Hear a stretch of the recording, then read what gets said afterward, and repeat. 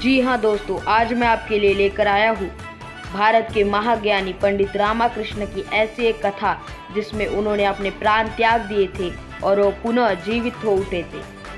कहानी शुरू करने से पहले हमारे चैनल को जल्दी से जल्दी सब्सक्राइब कीजिए और वीडियो अच्छी लगी हो तो वीडियो को लाइक कीजिए। तेनाली रामा का पूरा नाम पंडित रामकृष्ण था। वो विजयनगर में रहते थे और विजयनगर में नवरात्रि आने वाली थी। लेकिन नवरात्रि के कुछ दिन पहले पंडित रामकृष्ण को एक स्वप्न आया और उनके स्वप्न में स्वयं देवी माँ आई और देवी माँ ने उनसे कहा कि मैं अब विजयनगर छोड़कर जा रही हूँ। मेरा विजयनगर में रहने का कार्यकाल अब समाप्त हो चुका है। महाराज कृष्णदेव राय के पूर्वजों के पुण्य कर्मों की वजह से अब तक मैं विजयनगर में रह रही थी, लेकिन अब मेरे विजयनगर छोड़कर जाने का समय आ चुका है। और तेनालीरामन अचानक से ही नींद में से उठ गए और उन्हें बहुत चिंता होने लगी कि देवी माँ विजयनगर छोड़कर जा रही है। लेकिन उनके परिवार वालों ने उन्हें समझाया कि देवी माँ हमें छोड़कर कभी नहीं जाएगी। आप तो उनके इतने बड़े भक्त हैं, वो अपने भक्त को छोड़कर कभी जा सकती है भला? और ये तो स्वप्न था। देवी माँ ने स्वयं थोड़ी आपसे कहा है कि वो विजयनगर छोड़कर जा रही है। इसलिए तेनालीरामन ने उस स्वप्न पर ज़्यादा ध्यान नहीं दिया। फिर कुछ दिन बाद नवरात्रि आई और पंडित रामकृष्ण ने अपने घर में देवी माँ की मूर्ति स्थापित की और उन्होंने 9 दिन का व्रत भी रखा था। देवी माँ की पूजा करने के बाद देवी माँ स्वयं तेनालीरामन के सामने प्रकट हुई और उन्होंने अपने पहले रूप का महत्व समझाया। उनके पहले रूप का नाम है माता शैलपुत्री। उनके दूसरे रूप का नाम है ब्रह्मचारी। उनके तीसरे रूप का नाम है चंद्रघंटा। उनके चौथे रूप का नाम है कुसुमंदा। माता के 5वें रूप का नाम है स्कंद माता। माता के 6ठे रूप का नाम है कत्यानी। माता के 7वें रूप का नाम है कालरात्रि। माता के 8वें रूप का नाम है महागौरी और माता के 9वें रूप का नाम है सिद्धिदात्री। नवरात्रि की शुरुआत में पंडित रामकृष्ण को उनके घर के भीतर प्रवेश करते हुए माता के पदचिन्ह दिखे और नवरात्रि के अंत में पंडित रामकृष्ण को माता के जाते हुए पदचिन्ह दिखे। वो बहुत चिंता में आ गए। उन पर मानो दुखों का पहाड़ टूट पड़ा। उन्होंने देवी माँ को रोकने का बहुत प्रयास किया, लेकिन देवी माँ ने कहा कि अब मेरे जाने का समय आ चुका है, इसे कोई नहीं टाल सकता। तब पंडित रामकृष्ण ने देवी माँ से कहा कि ठीक है, तुम विजयनगर छोड़कर चली जाना, लेकिन उससे पहले तुम मेरा लगाया हुआ भोग खाकर जाना। मैं मेरे आँखों के सामने तुम्हें भोजन करता हुआ देखना चाहता हूँ।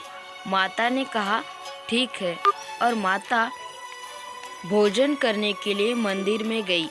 तब तेनालीरामन ने पूरी थाली परोसी, लेकिन जो लोटा था उसमें उन्होंने आधा ही जल भरा और माता के सामने रख दिया। माता ने पूरा भोजन ग्रहण कर लिया और उनका भोजन करना समाप्त हो गया। तब पंडित रामकृष्ण ने कहा, अरे इस लोटे में तो थोड़ा ही जल है, माँ तुम रुको, मैं अभी जल लेकर आता हूँ। तब देवी माँ ने कहा ठीक है, लेकिन तेनालीरामन ने कहा तुम कहीं जाओगी तो नहीं? पहले तुम मुझे वचन दो कि जब तक मैं लौटूंगा नहीं तब तक तुम कहीं नहीं जाओगी। और माता ने कहा ठीक है। माता ने वचन दिया कि जब तक तुम वापस लौटोगे नहीं तब तक मैं कहीं नहीं जाऊंगी। और तेनालीरामन ने लोटा लिया और वो कुएं के पास चले गए, लेकिन कुएं से पानी भरने के बजाय उन्होंने कुएं में छलांग लगा दी और अपने प्राण दे दिए। अब जबकि देवी माँ ने वचन दिया था कि जब तक तेनालीरामा वापस नहीं लौटेंगे तब तक वो कहीं नहीं जाएंगी, और तेनालीरामन ने तो आत्महत्या कर ली थी, इसलिए देवी माँ वापस लौट गई और वो विजयनगर छोड़कर नहीं गई। और दूसरे दिन तेनालीरामन का शव सबको कुएं में दिखा और पूरे विजयनगर में ये बात फैल गई कि तेनालीरामन की मृत्यु हो चुकी है। पूरे नगरवासी मंदिर की पिछले भाग में इकट्ठा हुए क्योंकि वहाँ पे कुआं था और वहीं पे तेनालीरामन का शव मिला था। सब ने शव को देखा और सब लोग दुख से रोने लगे। खासकर तेनालीरामन के परिवार वाले बहुत रोए। वहीं दूसरी तरफ तेनालीरामन की आत्मा देवी माँ से मिली और देवी माँ ने तेनालीरामन से कहा कि अब तुमने अपने प्राण दे दिए हैं और तुमने आत्महत्या करके अपने लिए स्वर्ग का द्वार तो पहले ही बंद कर दिया है, क्योंकि आत्महत्या करना पाप है और इसलिए तुम स्वर्ग नहीं जा सकते और यमराज ने तुम्हें नरक ले जाने के लिए भी मना किया है, क्योंकि उनका कहना है कि तुम उनसे प्रश्न पूछ कर उनका भी दिमाग खराब कर दोगे। इसलिए तुम्हारी सज़ा ये है कि तुम वापस तेनालीरामा बनकर इस पृथ्वी पर लौटोगे और तुम सभी समस्या सुलझाते रहोगे।